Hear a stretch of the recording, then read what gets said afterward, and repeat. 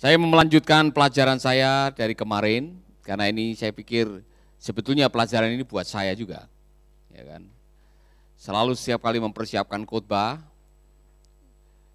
adalah pelajaran yang saya dengar dari orang, saya baca dari kitab, saya baca dari buku, dan kalau itu cukup bagus buat saya atau cukup menginspirasi, tidak ada salahnya saya bagikan untuk saudara-saudara juga. Nah, kali ini berkaitan dengan pengajaran kita mengenai kemarin sikap kita terhadap uang. Dan kemarin kita sudah belajar jangan mencintai uang, ya kan? Jangan percaya kepada uang. Apalagi, saudara? Kemarin kita sudah belajar. Hari ini kita akan belajar apa yang uang lakukan terhadap Anda. Dan saya yakin pelajaran ini akan menolong kita karena di dalam Matius 6 ayat 12 sampai 21, janganlah mengumpulkan harta untuk dirimu di dunia, di mana rayap dan karat dapat merusaknya dan pencuri datang mencurinya. Sebaliknya, kumpulkanlah harta di surga, di mana rayap dan karat tidak merusaknya, dan pencuri tidak datang mencurinya. Pelajaran hari ini adalah, saudara-saudara, salah satu cara Allah mengetes saudara, menguji saudara adalah dengan uang. Ya kan? One way God tests you is with money. If he can trust you with material possession, then he can trust you with the true richness in heaven. Jadi kalau saudara bisa lulus dari ujian uang ini, maka saudara akan dipercayakan dengan hal-hal yang lain dari Tuhan. Tapi kalau dengan uang saja saudara tidak bisa mengurusnya, saudara tidak bisa dipercaya, saudara tidak bisa bertanggung jawab, saudara tidak bisa mengelolanya, jangan harap saudara akan bisa dipercaya oleh Tuhan atas hal-hal yang lebih besar. Amin. Amin. Jadi saudara-saudara, yang pertama yang saudara harus pahami adalah money shows what you love most. Uang itu menunjukkan kepada saudara apa yang paling Anda cintai dalam hidup ini. Mau tahu? Lihatlah bagaimana engkau membelanjakan uang. Ada dua katanya petunjuk mengenai apa yang paling Anda cintai dalam hidup adalah bagaimana cara Anda menggunakan uang dan bagaimana cara Anda menggunakan waktu. Dua-duanya ini bisa menolong saudara, menolong saya untuk melihat apa sih prioritas utama dalam hidup saya. Ya kan? Kalau saudara pakai uang setiap hari transaksi apa?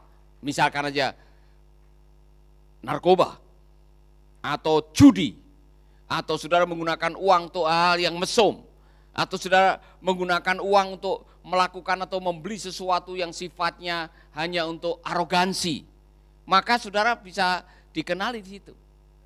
Bagaimana Anda dalam hidup ini? Apa yang Anda cintai? Nah, saudara-saudara, kasus yang paling menarik adalah Ananias dan Safira. Ananias dan Safira ini kasihan kalau saya lihat.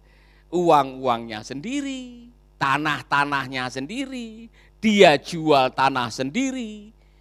Kemudian dia memberikan mungkin separuh, tapi dia terkesan, wow, saya sudah menyumbang untuk pekerjaan Tuhan, saya memberikan semuanya.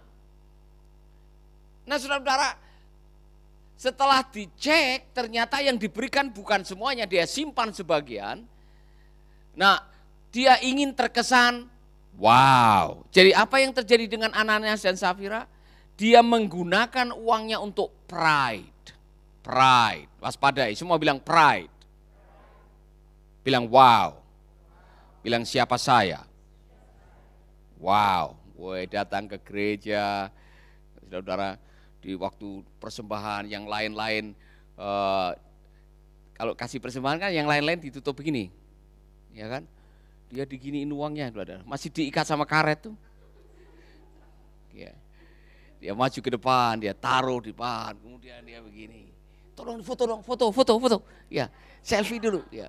Dia kasih persembahan yang sebetulnya kalau saudara melihat, dia menggunakan uangnya untuk apa? Pride. Saudara bisa menggunakan uang untuk apa saja. Tadi dibilangkan, muliakanlah Tuhan dengan hartamu. Bukan muliakan dirimu dengan uangmu, kemudian engkau mencuri kemuliaan Tuhanmu yang memberi berkatmu. Bertobat. Kalau saudara cek di kartu kredit, paling banyak pengeluaran untuk apa? Berapa banyak dari pengeluaran hidup Anda yang Anda gunakan untuk hal-hal yang menyangkut kekekalan? Itu maksudnya. Berapa banyak Anda mengeluarkan uang untuk buku-buku rohani, untuk CD rohani yang itu menunjukkan kepada kita semuanya bahwa kita ngurusi bagian rohani, bukan hanya masalah duniawi saja. Saudara-saudara, bagaimana kita menggunakan uang itu sangat menentukan siapa Anda dalam hubungannya dengan Tuhan. Tadi dibilang kumpulkanlah harta di surga. Karena di surga tidak ada rayap, tidak ada ngengat. Ya kan? Saudara kan tidak tahu ngengat. Saudara tidak ingat bagaimana bisa tahu ngengat. Ya kan? Jadi itu yang pertama, saya pikir ini benar juga. Ya kan? Tuhan Yesus mengajarkan kepada kita, don't store up treasures here on earth. Jangan mengumpulkan harta di dunia, di sini bisa hilang kapan saja. Ya kan? Makanya kalau taruh uang jangan sembarangan, itu bisa hilang kapan saja. Money shows what you trust most. Uang menunjukkan kepada Anda, pengen tahu apa yang paling Anda percayai dalam hidup. Apa yang paling Anda andalkan dalam hidup, itu ketahuan dari bagaimana cara Anda memperlakukan uang. Amsal 11 ayat 28. Amsal 11 ayat 28. Bisa ditayangkan? Amsal 11 ayat 28, saudara. Saudara akan menemukan kebenaran ayat yang mengatakan seperti ini. Siapa mengandalkan harta akan jatuh seperti daun tua. Pernah lihat daun tua? Jatuhnya bukan seperti orang tua jatuh, seperti daun tua. Orang yang saleh akan berkembang seperti tunas muda. Orang yang menyusahkan rumah tangganya akan kehilangan segala-galanya. Orang bodoh akan melayani orang yang bijaksana. Orang yang mengandalkan harta akan jatuh seperti daun tua. Saya mikir, kenapa pakai daun tua? Tidak ada yang menahan. Daun tua kalau jatuh siapa yang peduli? Iya kan saudara? Sudah jatuh sampai di bawah diinjak lagi. Atau dibakar, tidak ada gunanya. Orang yang mengandalkan harta, ada waktunya dia akan jatuh. Ketika hartanya sudah tidak bermanfaat bagi dia lagi, suatu saat dia akan dilupakan, diremehkan, direndahkan oleh orang lain. Jadi jangan pernah mengandalkan harta. Belajar dari mana? Belajar dari pembantunya Elisha. Siapa namanya? Gehazi. Saudara tahu Gehazi? Tidak tahu? Aduh kasihan saudara. Ini Naaman datang membawa berkarung-karung emas dan perak ke rumahnya, miliaran nilainya. Setelah dia disembuhkan, itu Naaman memberikan persembahan kepada Elisha. Elisha mengatakan, no, karunia-Nya yang saya miliki itu dari Tuhan, saya tidak menerima apa-apa. Bawa pulang. Nah, saya yakin selama Naaman ada di dalam proses penyembuhan ini, Gehazi sudah penasaran, apa yang dibawa itu ya? Berkarung-karung, ini mungkin dia tanya sama prajurit, apa itu? Itu apa dalam karung? Oh ada emas, berapa banyak? Oh saya dapat komisi nanti, haleluya. Nanti kalau Tuhan saya Elias dapat, saya dapat komisi, puji Tuhan. Oh Tuhan berdoa. Ternyata dia dengar Elias bilang bawa pulang semua. Langsung dia suruh beberapa orang sama dia pergi menyusul. Dan dia pakai kata, Tuhan saya menyuruh. Ada beberapa sekolah SPPT kelaparan. Siswa, dia sekolah Nabi yang kelaparan. Minta sedikit sah. Dibawalah itu pulang sebagian. Disimpan di rumah, disembunyikan. Dia pikir tidak ada yang tahu. Dia masuk kerja ini setelah cek log, Elias bilang, dari mana kau? Dari mana kau? Oh, tidak kemana-mana Tuhan. Saya di rumah saja. Tidak, saya baru tahu, kamu baru melakukan ini. Langsung karena dia bohong, hari itu juga dia terkena penyakit lepra. Kena kusta. Pak Arifin bilang, itu dia yang pada akhirnya dengan 3 orang kusta yang lain yang pergi untuk karena kelaparan dan pada akhirnya dipakai oleh Tuhan waktu dikepung Samaria dikepung oleh tentara Syria. Itu salah satunya katanya dia Gehazi. Mungkin ya, mungkin tidak, saya tidak tahu. Tapi yang jelas sikap Anda, apa yang paling andalkan dalam hidup itu akan ketahuan ketika Anda sedang diberkati ini. Ketika Anda sedang pegang uang, atau ketika Anda sedang tidak ada uang, ketika Anda dalam kelimpahan, atau ketika Anda dalam kekurangan, Anda paling tahu apa yang paling Anda percayai dalam hidup. Saya harap saudara bisa mengucapkan kalimat ini. Kalau saudara berani mengucapkan kalimat ini, saudara sudah lulus. Aku tahu apa itu kelimpahan. Aku tahu apa itu kekurangan. Segala perkara dapat kutanggung di dalam Dia yang memberikan kekuatan kepadaku. Saudara, aku tahu apa artinya punya lebih, aku tahu apa artinya punya kurang, aku tahu apa artinya sedang diberkati, aku tahu apa artinya sedang diuji oleh Tuhan. Tidak ada pengaruhnya. Segala perkara Tuhan turut bekerja sama untuk mendatangkan kebaikan. Haleluya. Bisa enggak saudara? Saya ulangi lagi. Cara yang paling bagus untuk mengetes apakah uang telah mengubah keyakinanmu adalah waktu tidak punya uang dan waktu banyak uang. Ada orang yang waktu tidak punya uang, waduh rajin ke gereja. Ya kan? Lagi tidak ada uang, baru kena PHK. Oh doa, puasa, rajin ke gereja, baca kitab suci, haleluya. Saudara tiap hari datang kepada Tuhan mengharapkan ada semacam keajaiban. Oh Tuhan, luar biasa, Tuhan tolong. Haleluya, aku mau berserah kepada Tuhan. Aku berserah. Ya kan? Aku berserah. Setelah diberkati, ya kan? Saudara-saudara lupa komitmen saudara kepada Tuhan. Tidak lagi aku berserah. Dia bilang terserah saya. Terserah saya. Mau diapakan? Ini milik saya. Mau apa? Terserah saya. Waspadai sikap saudara-saudara. Amin. Haleluya. Ini termasuk saya, saudara-saudara. Saya belajar juga. Waktu diberkati, waktu tidak diberkati.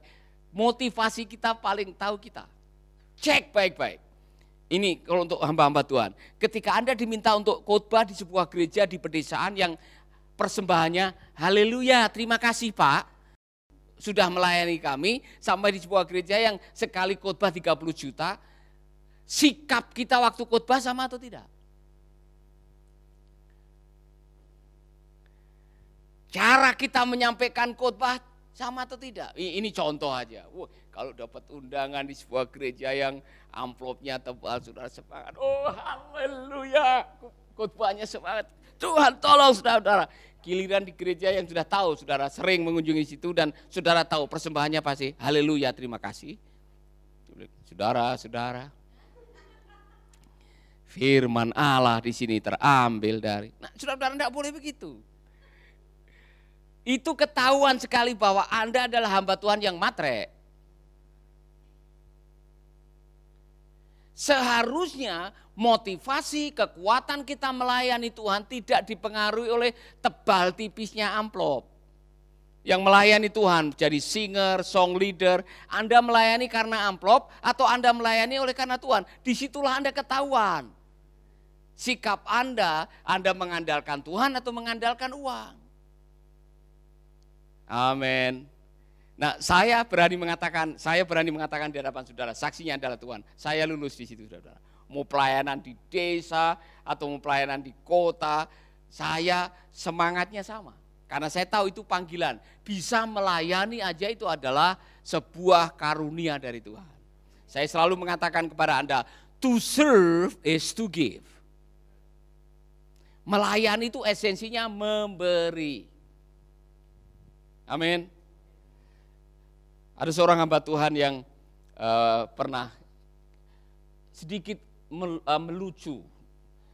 Waktu merintis doanya begini, Tuhan aku serahkan gerejamu ke dalam tangan.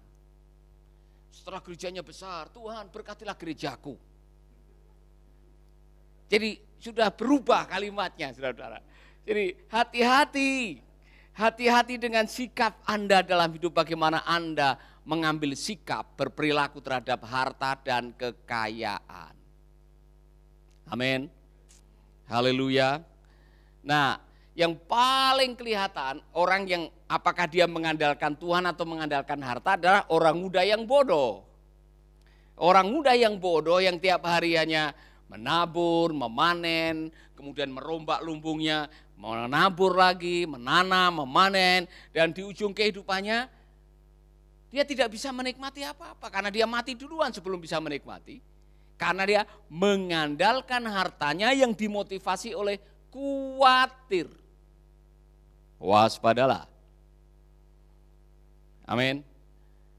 Yang ketiga ini saya pikir ini bagus buat kita semuanya. Lukas 16 ayat 10 sampai 11. Orang yang bisa dipercayai dalam hal-hal kecil bisa dipercayai juga dalam hal besar. Tetapi orang yang tidak bisa dipercayai dalam hal-hal kecil, tidak bisa dipercayai juga dalam hal-hal besar. Jadi kalau mengenai kekayaan dunia ini kalian sudah tidak dapat dipercayai, siapa mau mempercayakan kepadamu kekayaan rohani? Lalu pelajaran apa yang kita dapatkan? Pelajarannya adalah money shows if God can trust you or not. Tuhan memakai uang untuk menguji saudara, Anda bisa dipercayai atau tidak. Tuhan memakai saya dan saudara sebagai sebuah tes, yaitu melalui kalau dipercaya sedikit, kita mencuri kemuliaan Tuhan atau tidak. Nah, saya mau mengatakan ini karena saudara-saudara, saya mau tulus, jujur dengan saudara, di awal saya melayani 12 tahun pertama, kadang-kadang saya mencuri kemuliaan Tuhan. Wow, baru tamat dari Filipina. Waktu itu tidak semua orang dapat beasiswa sekolah di APTS di Filipina. Saya tamat dapat gelar, ya kan, MDiv. Pulang ke Indonesia dipercayakan jadi dosen, kemudian diangkat menjadi wakil ketua departemen misi nasional. Wah, bangganya bukan main, saudara. Luar biasa. Saya pernah mengajar hamba-hamba Tuhan di Malang, diundang oleh lembaga pelayanan Kristen, saudara. Saya ditegur, Anda sombong. Dan saya menyadari, saya sombong. Saudara-saudara, saya mencuri kemuliaan Tuhan lewat pelayanan. Dan itu berjalan 12 tahun, kelihatannya wow kalau melayani. Semua untuk Tuhan, beri kemuliaan bagi nama Tuhan. Saudara-saudara, beri kemuliaan bagi nama Tuhan. Haleluya. Tapi saudara tunjukkan ada sesuatu yang supaya orang terkesan, wow dia hebat. Wow dia hebat. Saudara-saudara, saya belajar sesuatu. Dan waktu di dalam sebuah retreat di Australia, saya betul-betul ditemplak. Di Australia saya harus dengan 18 pemimpin dari berbagai negara. Kami ikut retreat dengan Pak Jack Hayne. Kami masing-masing pegang mahkota duri dengan paku menghadap ke salib. Nah disitulah Tuhan menegur saya, Paulus kamu salah. Kamu menggunakan pelayanan untuk mendongkrak harga diri. Waktu itu saudara, saya mendengar kalimat ini. Kamu berharga bukan karena jabatan, bukan karena gelar, bukan karena pencapaian. Kamu berharga karena saya sudah bayar harga di kayu salib. Saya menangis 15 menit. Saya bilang, Tuhan ampuni saya. Tuhan ampuni saya. Saudara-saudara, ternyata itu adalah awal dari semuanya ini. Di mana Tuhan melimpahkan pelayanan demi pelayanan, mempercayakan demi mempercayakan, sampai Mercy Indonesia, radio, pelayanan perintisan dan yang lain dilimpahi oleh Tuhan, diberkati, dipercayakan hal-hal yang lebih besar karena Tuhan tahu hati saya detik itu.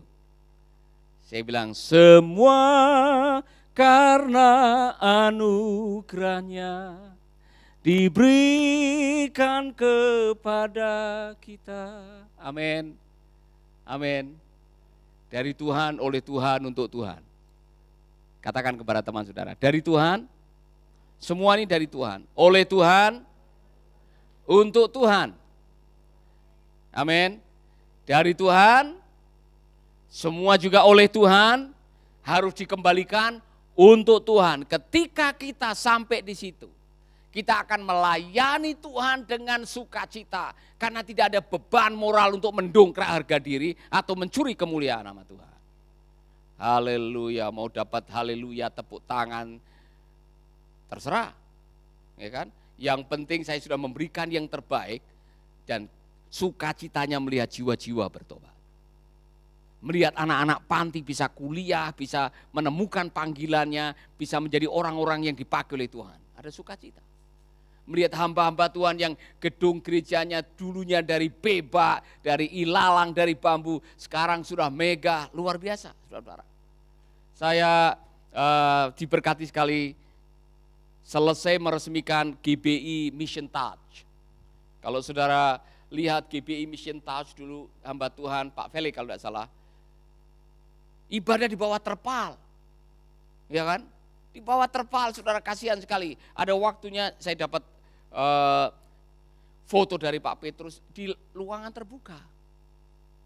Dan Pak Felix begitu bangga pada waktu gereja diresmikan, dia berterima kasih, tidak menyangka, dia bilang tidak menyangka kami punya gereja yang semegah ini. Pak Camatnya kasih ucapan terima kasih, kemudian badan pembina GBI memberikan ucapan terima kasih. Memang tidak menyangka dalam waktu yang sangat cepat gereja itu diberkati. Saudara-saudara, saya bersuka cita melihat orang-orang itu diberkati, saya bersuka cita melihat anak-anak diberkati, saya bersuka cita melihat anak-anak panti bahagia, saya bersuka cita, itu upahnya. Haleluya, amin.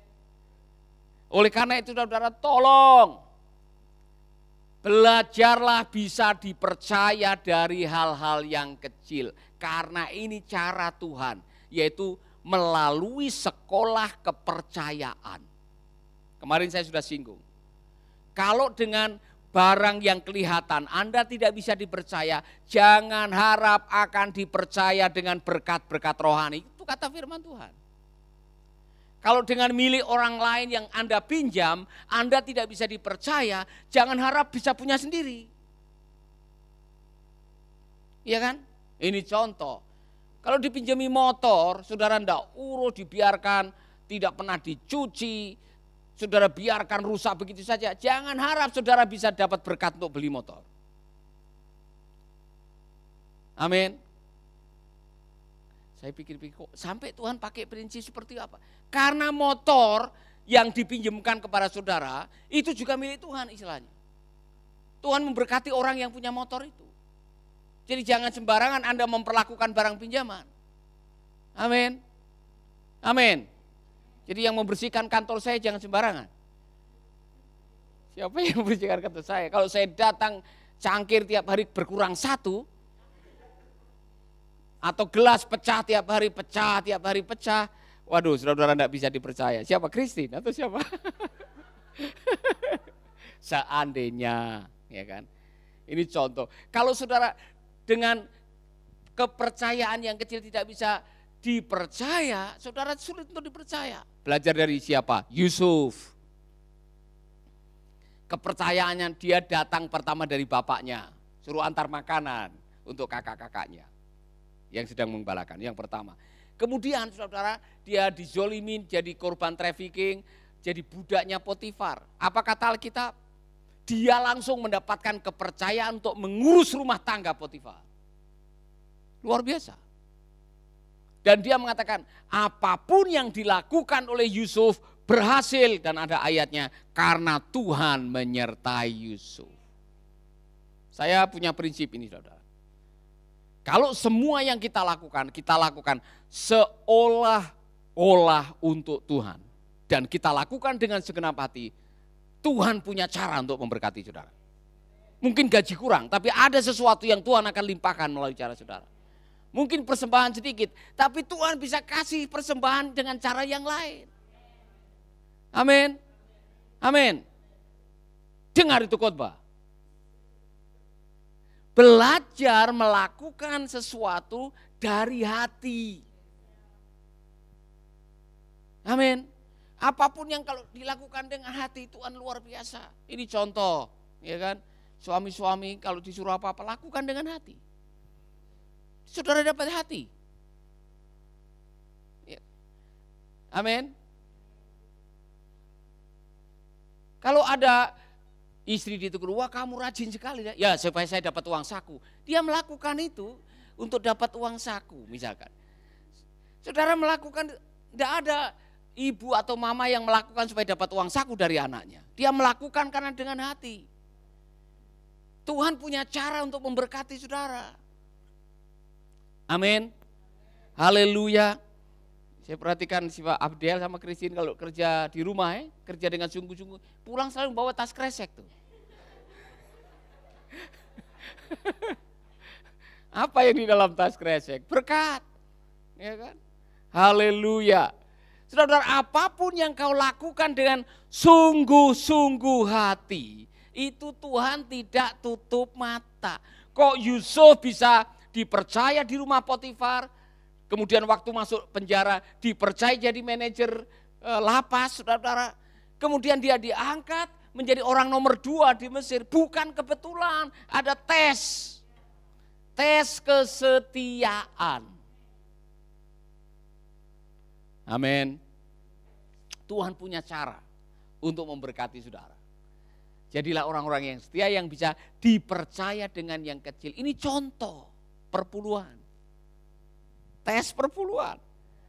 Waktu gaji 500.000 kasih perpuluhan. Ya kan? 10%. Kan hanya berapa? 50.000.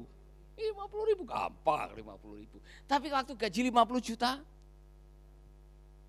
atau 500 juta kasih berapa? 50 juta. Ngasih 50 juta untuk perpuluhan. Ya saudara-saudara. Ya, ini pengakuan Pak Heri.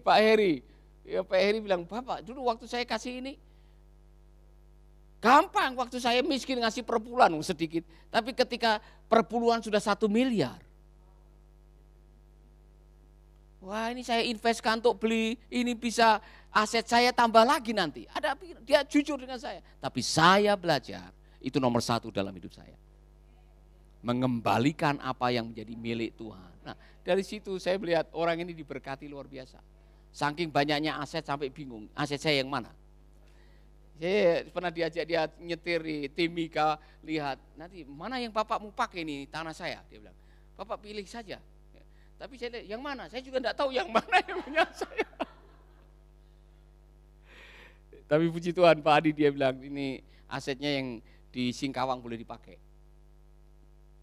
Dan yang mana yang di Singkawang saya juga tidak tahu, belum pernah lihat.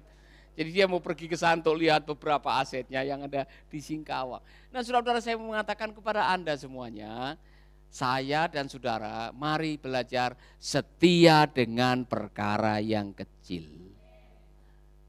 Maka Tuhan akan mempercayakan yang besar. Amin. Amin saudara. Saya pakai ilustrasi ini untuk menutup. Saudara tahu Stephen Sahertian, sopir saya dulu. Waktu kami baru pulang dari Ambon memulai sekolah SPPT, dia murid SPPT juga. Saya masih ingat ada kijang warna hijau, dia yang ngantar jemput Debbie Airin sekolah. Nah saudara-saudara, dia yang menjadi sopir di rumah. Nah, satu kali saudara, anak ini memang setia, dia melakukan itu, memang dia yang ngemis-ngemis pekerjaan istilahnya, Pak kasih saya pekerjaan. Dan saudara-saudara, kami kasih pekerjaan. Kemudian apa yang terjadi setelah itu? Ada mission trip dari Australia. Dia yang jadi sopirnya. Tahu-tahu ada cewek yang jatuh cinta kepadanya. Mirip-mirip seperti Abi nasibnya. Kemudian terjalinnya namanya ikatan cinta. Mereka minta untuk diberkati. Saya berkati di Hotel Niki. Kemudian Inggrisnya dia ini masih grodal-gradul, tahu. Jadi bahasa Inggrisnya masih belum pintar, tidak sepintar Abi. Ya. Tapi dia nekat nikah kemudian pindah ke Australia. Wow. Kan sulit dia dapat pekerjaan, Inggrisnya aja tidak bisa. Ya kan? Pekerjaan pertama ngepel gereja. Dia jalani dengan sungguh-sungguh, dipercaya lagi bukan hanya ngepel, jadi jaga gereja.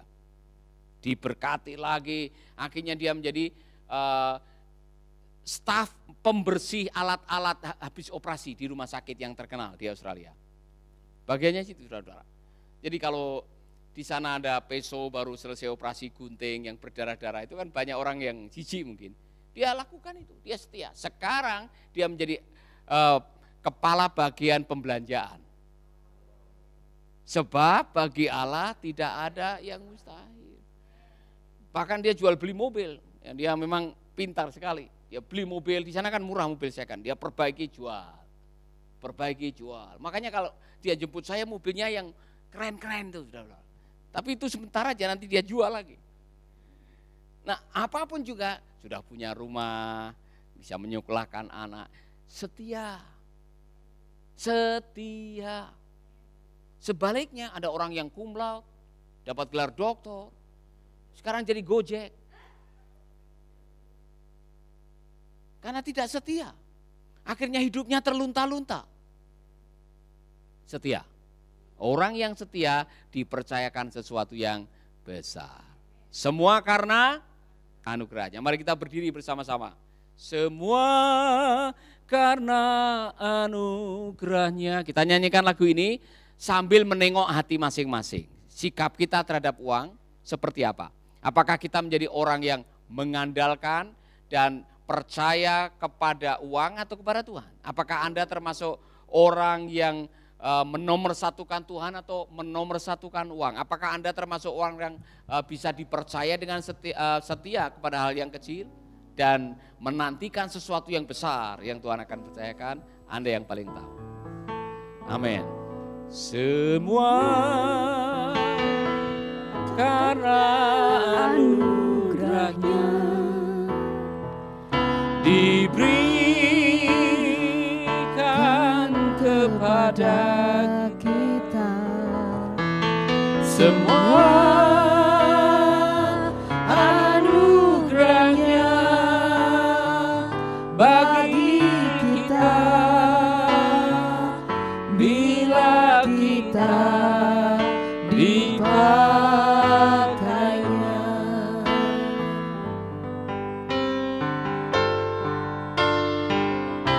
Semua karena anugerahnya. Amin, amin.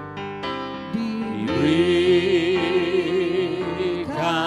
kepada kita. Haleluya. Oh Bapa, Engkau baik. Haleluya. Terima kasih Roh Kudus.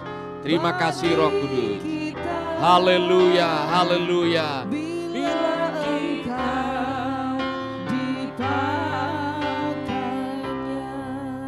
Bapak Ibu Saudara yang sudah mendengarkan khotbah ini dan saudara ditempla dalam hatimu, saudara mengatakan, Tuhan ampuni saya kalau sikap saya salah selama ini. Saya tidak lagi menomorsatukan Tuhan dalam hidup saya. Saya salah bersikap terhadap harta dan kekayaan. Bahkan saya mencuri kemuliaan Tuhan melalui berkat Tuhan. Dan saudara mau mengatakan saya bertobat, Pak. Kita akan berdoa. Terima kasih Roh Kudus. Bapa, terima kasih untuk kebenaran firman. Kami rindu firman-Mu selalu menginspirasi kami, menemplak kami, mengingatkan kami. Dan membuat kami setiap hari mengintrospeksi diri menjadi lebih baik. Kalau selama ini kami terlalu mengandalkan harta, jabatan, kekayaan, gelar, kami mau mengandalkan Tuhan saja. Karena kami dengar firman-Mu, berbahagialah orang yang mengandalkan Tuhan. Terima kasih Bapa. Terima kasih Roh Kudus. Amin, amin, haleluya. Nyanyikan sekali lagi, Pak Yohanes akan maju ke depan untuk berdoa, untuk banyak permohonan doa hari ini. Kau dipilih, kau dipanggilnya, bukan karena kecakapanmu. Amin Tuhan, amin. Bukan karena Haleluya, haleluya, haleluya. baikmu. Mari Bapak Ibu menghampiri tata kasih karunia Tuhan, anugerahnya bagi saya dan saudara. Dengan penuh keberanian kita menghadap tata kasih karunia Tuhan. Dengan segala permohonan saudara, dengan segala pergumulan saudara. Ada beberapa orang yang sudah menulis pokok-pokok doa yang minta dipulihkan kesehatannya. Tuhan sudah menjamah akan menyembuhkan dan memulihkan kesehatan. Kita berdoa untuk Ibu Misri Tedang, Ibu Erna Gosal, Ibu Sri Selin Sri, Ibu Boruni Simatupang, Bapak Tanto Hadi Seswoyo, Ibu Malse Pandelaki, Ibu Ndu Uwi Nelci, Ibu Andes Destri, Ibu Mari Elie, Bapak Adri Swek, Bapak Andreas Warsono. Kita berdoa untuk juga Bapak Markus Lenama, Ibu Norsi Gasa, Ibu Sarona Ona. Bapak Ibu, mari kita akan bersatu. Bapak Ibu yang perlu pemulihan kesehatan pasca operasi, yakin dan percaya Tuhan menjamahmu, Tuhan memulihkan, Tuhan menyempurnakan kesehatan Bapak dan Ibu. Mari katakan, aku sudah disembuhkan, aku telah disembuhkan. Bapak Ibu yang perlu terobosan ekonomi, percayalah Tuhan selalu dekat dengan orang-orang yang penuh dengan beban. Karena Tuhan yang mengatakan, mari semua yang letih lesu dan berbeban berat, mari datang kepadaku, aku akan memberi kelegaan. Percayalah, undangan Tuhan Yesus ini, mari kita akan datang kepada Dia. Bapa di surga, kami mendoakan untuk anak-anak-Mu yang pagi ini Tuhan perlu pemulihan ekonomi, perlu pemulihan hubungan antara suami dan istri, orang tua dan anak.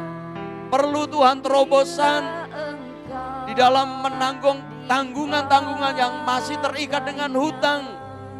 Tuhan, yang masih terikat dengan kebiasaan suka mengutang, Tuhan tuh menolong mereka. Biarlah hikmat-Mu, pewahyuan firman Tuhan yang senantiasa akan membimbing kepada mereka. Keluarga-keluarga yang penuh dengan kekhawatiran dan ketakutan, kami yakin dan percaya kasih Bapa akan memenuhi hidup mereka. Sehingga segala ketakutan dan kekhawatiran, mereka berani belajar menyerahkan kepadamu ya Bapa yang baik. Kami percaya Bapa, setiap keluarga akan dipulihkan oleh Tuhan. Terima pemulihan dari Tuhan. Lakukan firman Tuhan, percayai firman Tuhan. Hidup dalam kebenaran, taat kepada Tuhan. Niscaya pemulihan itu akan terjadi. Bapak, kami mengucap syukur untuk hari ini. Kami diberkati melalui kebenaran firman-Mu. Dan Bapak, kami akan mengalami keajaiban. Kami akan mengalami mujizat. Dan Bapak, kami mau belajar taat kepadamu Bapak. Kami akan melihat keagungan-Mu, sehingga hidup kami dipimpin dari kemuliaan ke kemuliaan berikutnya Bapa. Terima kasih Bapa di surga, kami menyerahkan pokok doa kami ini di dalam nama Tuhan kami Yesus Kristus. Amin, amin, amin.